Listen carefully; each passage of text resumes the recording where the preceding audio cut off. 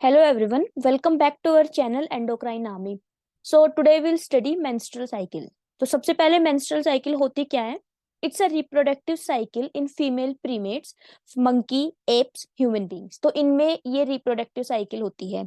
तो हम first menstruation को क्या बोलते हैं? मेनार्क. तो आर्क का मतलब जो होता है, इसका मतलब होता है स्टार्टिंग. ठीक है. तो मेनार्क कब कब से शुरू होते हैं? ये शुरू होते हैं प्यूबर्टी में, टीन एज में, लाइक 12 से 13 की एज में शुरू होते हैं. एंड लास्ट मेंस्ट्रुएशन को हम बोलते हैं मेनोपोज. पोज का मतलब क्या होता है? To stop. ठीक है. और ये कब होता है? 50 ईयर्स की एज में. तो जो एक साइकिल होती है, रिपीटेटिव साइकिल है, मंथली साइकिल है, हर मंथ होती है. तो इसका जो टाइम पीरियड होता है वो क्या होता है? 28 टू 29 डेज. फिक्स नहीं होता, सो 28 टू 29 डेज. अब आते हैं इसकी फेजेस पे. तो इसकी दो फेज में ये साइकिल चलती है. एक तो ओवेरियन मतलब ओवरी में चल रही होती है, एक यूट्राइन मतलब यूट्रस में चल रही होती है. ठीक है. तो अब इसके जो चार फेज हम पढ़ेंगे.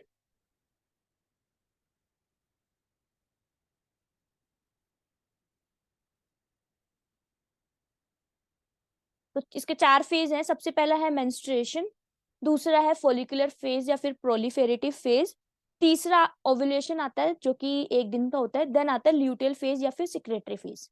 तो देखो, मेंस्ट्रुअल फेज, मेंस्ट्रुएशन में नाम से पता चल रहा है ये मेंसेस वाला फेज है, मेंस्ट्रुअल वाला फेज है, ब्लीडिंग फेज भी जिसको हम बोलते हैं. ठीक है. इसमें क्या होता है, जो एंडोमेट्रियम जो लाइनिंग होती है यूट्रस की सबसे इनर मोस्ट लाइनिंग, वो क्या होती है? वो शेड कर जाती है. ठीक है. डिजेनरेट हो जाती है, डिसइंटीग्रेट हो जाती है. ठीक है. तो इस वाले ये जो फेज होता है ना, ये होता है 1 से लेके मैक्सिमम 7 डेज का. ठीक है. नेक्स्ट आता है फोलिकुलर फेज. तो एक होता है प्रोलिफेरेटिव. ठीक है. नाम से पता चल रहा है फोलिकुलर मतलब होता है फोलिकल्स. तो मतलब इसमें क्या हो रहा होता है? फोलिकल्स की जनरेशन होती है, फोलिकल्स बनते हैं. और प्रोलिफेरेटिव फेज में क्या हो रहा होता है? ये होता है यूट्रस फेज, और ये होता है ओवरिकल ओवरियन फेज. ठीक है. ओवरी में हो रहा होता है और ये यूट्रस में हो रहा है. तो प्रोलिफेरेटिव फेज नाम से पता चल रहा है प्रोलिफेरेशन हो रहा है कुछ चीज का. तो किसका प्रोलिफेरेशन होता है इसमें? इसमें प्रोलिफेरेशन होता है एंडोमेट्रियम का. जो एंडोमेट्रियम लाइनिंग होती है वो बन रही होती है, तो इसलिए प्रोलिफेरेट कर रही होती है. और फोलिकुलर फेज में क्या होता है? फोलिकल्स जनरेट हो रहे होते हैं, नए फोलिकल, जो कि हमें दोबारा जो साइकिल रिपीट होनी है उसके लिए जो नीड होती है. ल्यूटियल फेज या फिर सिक्रेटरी फेज में क्या होता है? ल्यूटियल फेज हमारा होता है ओवरी का फेज, और सिक्रेटरी फेज होता है यूट्रस का फेज. तो ल्यूटियल फेज में क्या होता है? कॉर्पस ल्यूटियम बनता है. नाम से देखो, ल्यूटियम ल्यूटियल, तो रिलेट करके हम अगर पढ़ें तो इजी होगा हमारे लिए. ठीक है. और सिक्रेटरी फेज में जो यूट्रस है वो बहुत सारे सिक्रेशंस करता है, हॉर्मोन्स के भी, और भी बहुत सारे. ठीक है. और ओव्यूलेशन फेज में क्या होता है? ये हमारा होता है 14th डे. इसमें जो हमारा सेकेंडरी oocyte है वो रिलीज आउट हो जाता है. अब इसके कुछ हॉर्मोन्स है जिसमें मैक्सिमम कंफ्यूजन होती है, तो वो हॉर्मोन्स हम डिटेल में स्टडी करते हैं. तो सबसे पहले हाइपोथैलेमस. तो हाइपोथैलेमस क्या सिक्रिएट करता है? GnRH, gonadotropic releasing hormone. तो GnRH रिलीज करता है. GnRH कहाँ जाता है? GnRH जाता है एंटीरियर पिट्यूटरी, एडिनो हाइपोफाइसिस के पास जाता है. ठीक है. Anterior lobe of pituitary gland के पास जाता है. फिर ये जो एंटीरियर लोब है ये दो हार्मोन सिक्रिएट करता है, FSH और LH. तो LH क्या है? ये है ल्यूटेनाइजिंग हार्मोन. और FSH क्या है? FSH है फॉलिकल स्टिमुलेटिंग हार्मोन. अब नाम से पता चल रहा है फॉलिकल स्टिमुलेटिंग हार्मोन, तो ये क्या करेगा? फॉलिकल्स को स्टिमुलेट करेगा. तो क्या करेगा? ओवरी के ऊपर एक्ट करेगा and stimulates the formation and maturation of ovarian follicles. तो फॉलिकल्स की ग्रोथ में, डेवलपमेंट में हेल्प करेगा. तो इसने क्या करा दिया? मैच्योर ओवेरियन फॉलिकल्स करवाए, मैच्योर करवाए. और फिर जो मैच्योर ओवेरियन फॉलिकल्स है वो क्या करेंगे? ईस्ट्रोजन को सिक्रेट करेंगे. ठीक है. ईस्ट्रोजन क्या काम करेगा? एंडोमेट्रियम लाइनिंग की रिपेयर में और उसकी प्रोलिफेरेशन में काम करेगा.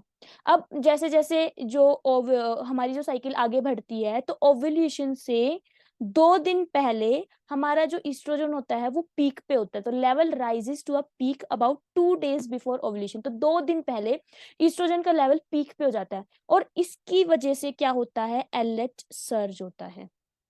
ड्यू टू ईस्ट्रोजन हमारा क्या होता है, एलएच सर्ज होता है, और एलएच सर्ज की वजह से ही ओव्यूलेशन होता है। तो जैसे एलएच बिल्कुल पीक पे गया तो ओव्यूलेशन कब होता है, 14th डे। तो 14th डे एलएच पीक पे होता है, और उससे 2 दिन पहले कौन पीक पे होता है, ईस्ट्रोजन, और ईस्ट्रोजन ही स्टिमुलेट करता है एलएच सर्ज को। तो ओव्यूलेशन हुआ, फिर उसके बाद जैसे ओव्यूलेशन हुआ उसके बाद जो ग्राफियन फॉलिकल बचता है वो किसमें कन्वर्ट हो जाता है, कॉर्पस ल्यूटियम में। फिर कॉर्पस ल्यूटियम को एलएच स्टिमुलेट करता है टू सिक्रीट प्रोजेस्ट्रोन, ठीक है। और जो प्रोजेस्टेरोन होता है उसको हम प्रेगनेंसी हार्मोन भी बोलते हैं, क्यों, जस्ट बिकॉज ये प्रेगनेंसी को मेंटेन करके रखता है।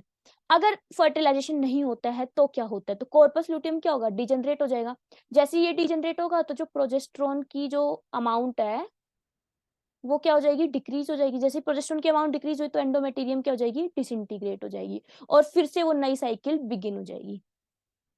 तो इसका रिवीजन देखो कैसे कैसे हमने किया। सबसे पहले हाइपोथैलेमस से जीएनआरएच आया, वो anterior lobe of pituitary gland पे गया, उसने एफएसएच और एलएच को सिक्रेशन कराया। एफएसएच ने फॉलिकल्स पे एक्ट किया और क्या किया, फिर जो मैच्योर फॉलिकल्स थे उन्होंने ईस्ट्रोजन का सिक्रेशन किया। ईस्ट्रोजन ने क्या किया, रिपेयर में और प्रोलिफरेशन में हेल्प किया। देन उसके बाद जो लेवल था ईस्ट्रोजन का वो राइज हो गया।